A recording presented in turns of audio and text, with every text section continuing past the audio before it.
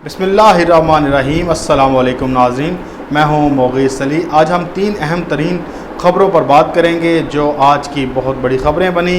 उनके ऊपर बड़े जो है एक तो शोर हो रहा है, दूसरा यह है कि आपको पता है कि फिर उसके ऊपर टॉक शो भी सजाए जा रहे हैं और उसके ऊपर 2-3 दिन तक ये मामला ऐसे ही रहेगा। लेकिन वो ख़बरें हैं क्या, पहले बात कर लेते हैं कि जो चौधरी शुजात हुसैन ने बयान दिया है मौलाना फजल रहमान के इस्लामाबाद में धरने के हवाले से। आपको पता है कि इमरान खान साहब की हुकूमत आने के बाद सबसे बड़ा धरना दिया था मौलाना फजल रहमान ने, लेकिन उस धरने को नाकामी का सामना करना पड़ा। उससे तमाम जो अपोजिशन जमातें थी वो बिखर गई और जो शोर डाला जा रहा था वो बिल्कुल ही रायगां चला गया। इसके ऊपर मुकम्मल डिटेल के साथ बात करेंगे। चौधरी शुजात ने बयान क्यों दिया, किसके कहने पर दिया, उसके बाद मौलाना फजल रहमान की जमात का क्या मौक़िफ़ आया, उन्होंने क्या जवाब दिया। इसके बाद अगली जो ख़बर है वो ये है कि -1, -2 और -3 की बातें हो रही हैं और क्या उस्मान बुज़दार की पंजाब में तब्दीली मतवक्के है, इसके ऊपर क्यों इतनी ज़्यादा बातें की जा रही हैं। फिर जो पहली ख़बर है उसी से रिलेट दूसरी स्टोरी है, वो ये है कि जो आसिफ जरदारी है उन्होंने पहली बार जो है वो पब्लिक में अपनी अपीयरेंस दिखाई है और वो मौलाना फजल रहमान से मुलाकात उन्होंने की है और मुलाकात में बिलावल भुट्टो सरदारी भी मौजूद थे। जो उसमें डिस्कस क्या हुआ, क्या मामलात थे, ये सारी बातें इसी हम वीडियो में करेंगे। तो पहले शुरू करते हैं मौलाना फजल रहमान के धरने के हवाले से। जो चौधरी शुजात हुसैन ने एक नया पेंडोरा बॉक्स खोला है और उन्होंने जो कहा है वो ये कहा है कि चौधरी शुजात हुसैन चौधरी परवेज़ इलाही अगर मुदाखलत ना करते तो इमरान खान की गवर्नमेंट जो है वो गोलियां बरसाने को तैयार थी और बड़ा इक़दाम लेने को तैयार थी। इधर से जो तलबा थे जो छोटे मदरसों के, वो एक कॉल पर मौलाना फजल रहमान की तैयार बैठे थे। इधर पुलिस थी, इधर सिक्योरिटी इदारे थे। तो उनका कहने का मकसद ये था कि सारा जो मामला है ये चौधरी परवेज़ इलाही ने अफ़वाम व तफ़हीम से ये सारा मामला हल किया। जाके प्राइम मिनिस्टर को कहा कि आप इतना बड़ा इक़दाम ना करें, इससे के बाद जो तमाम जिम्मेदारी आयद होगी वो प्राइम मिनिस्टर ऑफ पाकिस्तान पर होगी। फिर ये हुआ कि धरने में कोई बदमज़गी पैदा नहीं हुई। ये तारीख़ का पहला वाक़या है कि जी इतना बड़ा उन्होंने कहा कि एक मजहबी जमात का इज्तिमा हुआ है और वहाँ पर कोई पत्ता भी नहीं टूटा और कोई भी ऐसा मसला नहीं हुआ कि जिससे सिक्योरिटी इदारों को या लॉ एंड ऑर्डर का मसला हुआ हो। ये चौधरी शुजात हुसैन का बयान था। ये उन्होंने बयान एक ऐसे वक्त में दिया है कि जब तमाम लोग ये समझ रहे हैं कि काफ लीग जो पाकिस्तान मुस्लिम लीग काफ है वो इमरान खान की गवर्नमेंट को ब्लैकमेल कर रही है किसी न किसी सूरत से, और वो ना तो इत्तेहादी बन रहे हैं ना ही अपोजिशन बेंचों पर जा रहे हैं, लेकिन ये है कि वो इमरान खान की हुकूमत के लिए हर वक्त एक मुश्किल पैदा करते रहते हैं। तो ये जो बयान सामने आया है लोग इसको इस तनाज़ुर में भी ले रहे हैं कि जब आपकी इम्पोर्टेंस ख़त्म हो जाए, जब आपको लोग आपकी राय को और आपकी बातों को बेमायनी सा लेने लग जाएं, तो फिर आप पुराने जो गड़े मुर्दे होते हैं उन्हें उखाड़ने की कोशिश करते हैं। आप ये देखें कि इस वक्त ना फैज़ाबाद धरना, ना इस्लामाबाद धरना, ना आज़ादी मार्च, ना मौलाना फजल रहमान कहीं भी डिस्कस नहीं हो रहा। और इस ऐसे वक्त में चौधरी शुजात हुसैन का बयान आना सिर्फ ये एक फीडिंग है मीडिया के लिए। वो बैठेंगे, वो टॉक शोज़ करेंगे, इसके ऊपर गेस्ट होंगे और फिर अल्लाह खैर सल्ला 2 दिन बाद ये मामला ख़त्म हो जाएंगे। लेकिन इस वक्त इसको हाइप मिल चुकी है। एक चौधरी शुजात ने बयान दिया है, उसको हर कोई अपने एंगलिंग से ले रहा है।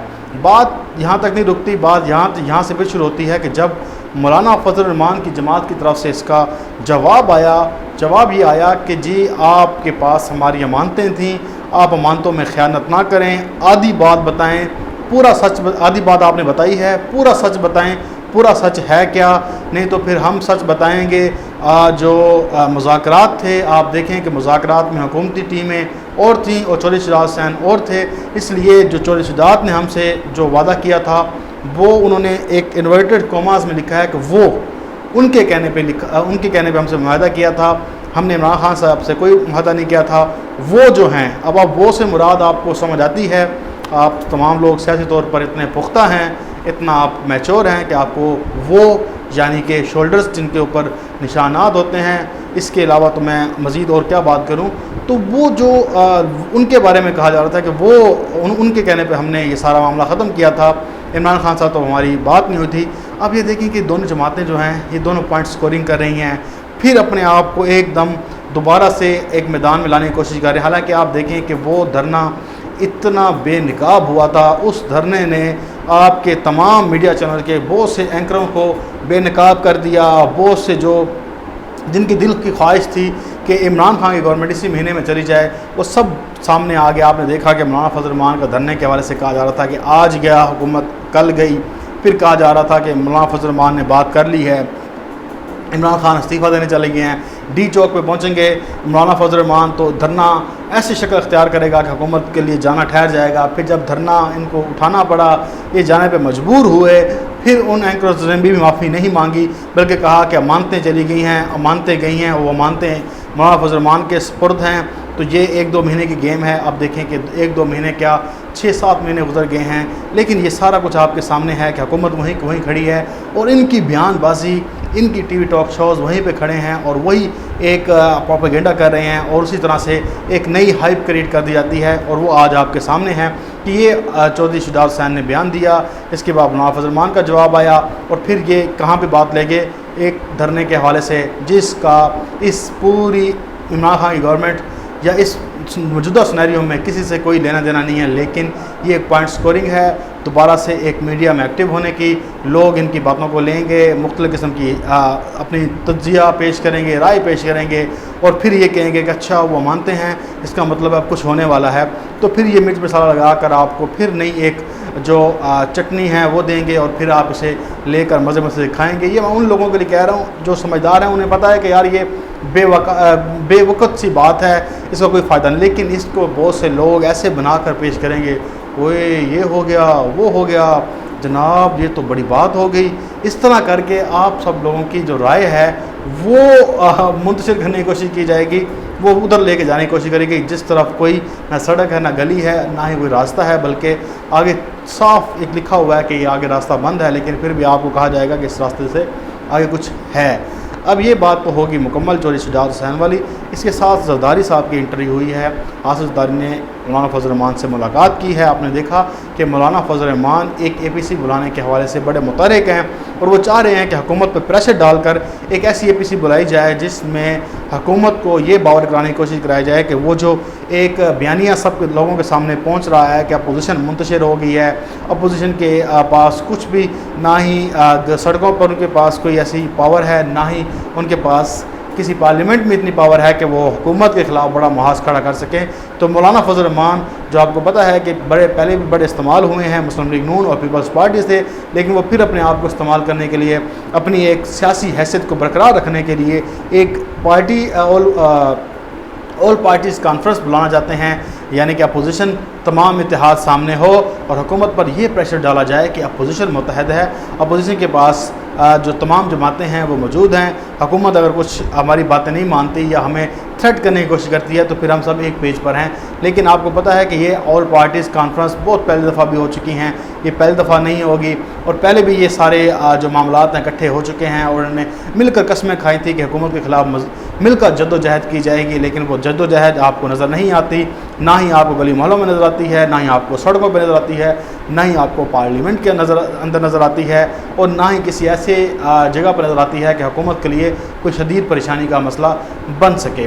अब आखिरी खबर पर आते हैं कि वो है जनाब मौलाना उस्मान बुज़दार साहब की कि -1, -2, -3 की जो गेम थी वो लेते लेते पहुंच गई है आपके पंजाब में। पंजाब में सबसे बड़ा जो धचका लगा है उस्मान बुज़दार को, वो कामरान खान के शो में जो बुलाया गया था उन्हें, और उन्होंने ख़ुद इसका इजहार किया कि मैं कामरान खान के शो में जाना चाहता हूं। लेकिन बाद में क्या हुआ कि जो उनकी टीम थी उन्होंने सवाल भी मंगवा लिए थे, वो सब आपको पता है।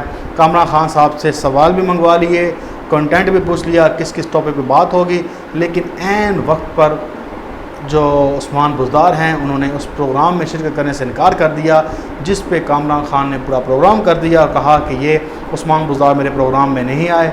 ये उनके साथ मैसेज थे, ये कमिटमेंट थी, लेकिन उन्होंने सारी कमिटमेंट बुलाकर हमें टाइम नहीं दिया। उसके बाद उस्मान बुज़दार पर वफाक की जानिब से और दीगर जगहों पर जो उनके ऊपर प्रेशर है वो बढ़ने लगा कि आपने ये क्या स्तंभ ढाया कि आप या तो आते नहीं, या अगर आना था तो फिर आप बता देते। लेकिन खैर इसके ऊपर बड़ी डिस्कस हुई, लेकिन जो मामलात थे वो पंजाब के वो अभी तक उस्मान बुज़दार के सुपुर्द हैं। और जो वाक़फ़ान हाल हैं, जो पूरे मुकम्मल ज़राए बताते हैं कि इमरान खान इस टाइम किसी भी पोजीशन में नहीं है कि उस्मान बुज़दार को वो तब्दील कर सकें।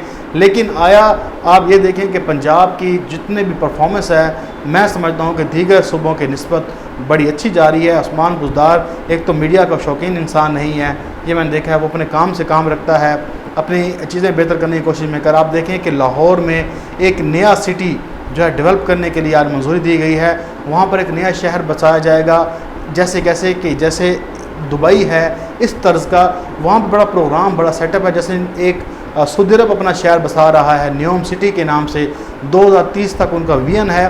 तो ये पंजाब के अंदर एक नया शहर बसाने का विजन है, वो आज ये अप्रूव हुआ है, ये उस्मान बुज़दार की गवर्नमेंट ने किया है। इसके ऊपर आप देखें कि उनकी मुख्तलिफ जगहों पर तनकीद तो की जा सकती है, लेकिन उनके काम के ऊपर शक व शुबात नहीं लाए जा सकते।